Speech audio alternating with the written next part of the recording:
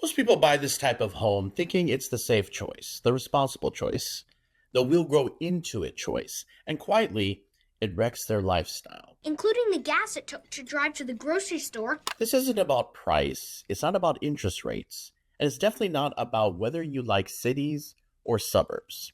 It's about how one housing decision can lock you into longer commutes, more cars, less flexibility, and a lifestyle that slowly starts working against you. Picture this: you wake up, you walk out the front door, and the only way to get coffee, groceries, or to a gym is to get into a car.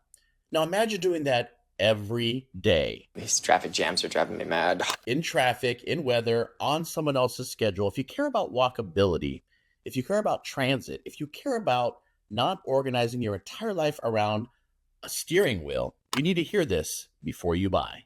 Before I name the home type, Oh, Wednesday, you're such a tease. let's define the problem. A bad home for your lifestyle does five things. First, it forces driving for daily life. Not sometimes, not occasionally, every single day.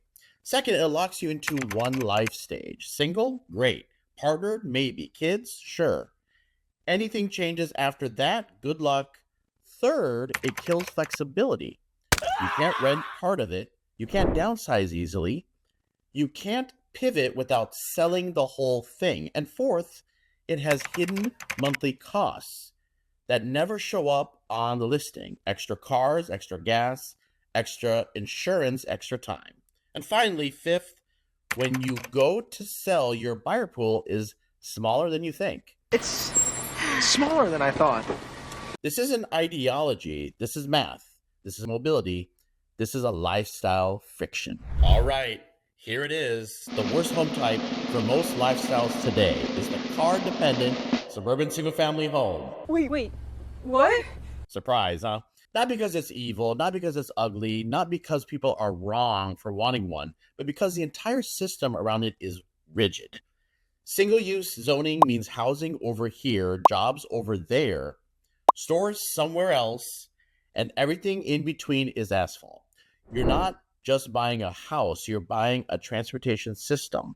One job change, that commute just doubled. One kid, now it's two cars. Remote work ends, you're back in traffic 5 days a week. And the house didn't change, your life did. This is where people feel trapped, not financially, but logistically. And no one tells you that up front. Now let's talk about better options, especially here in Chicago, where you can actually have choices. First, townhomes in a walkable, transit-rich area. You still get separation, you still get space, but daily life happens on foot, on a bike, or on a train. Second, 2 to 4 flats. This is a classic Chicago housing. Live in one unit, rent the other, offset your mortgage. And it gives yourself an exit strategy. Third, large 3, 4, or even 5 bedroom condos near transit. Rare, but there are available in certain neighborhoods. Elevator buildings, real square footage, way less maintenance, way more flexibility. This is what people get wrong about density. Density isn't about giving things up, it's about buying options. And if any of these lifestyles sound closer to what you want, this is where I'll pause and say this. If you want help comparing real properties and real neighborhoods that match how you actually live, there's a link below. Look below and schedule a one-on-one consultation with me. I'm not trying to pressure you. This isn't a sales pitch, but it's how I can do these videos and provide value to you.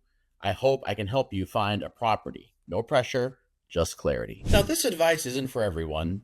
If you love driving everywhere, if yard size matters more than daily convenience, if flexibility doesn't matter to you, then a suburban single-family home might be perfect.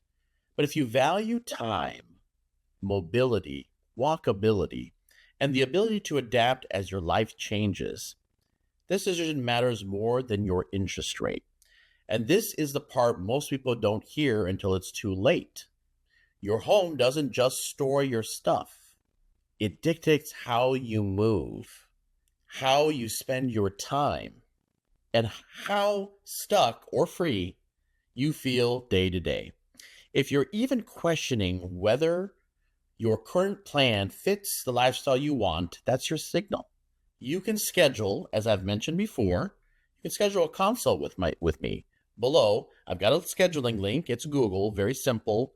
I can meet your time and we'll walk through better fit options, whether that's townhomes, condos, or other missing middle housing that actually supports how you live.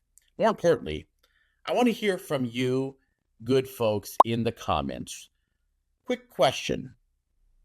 Would you trade square footage for walkability?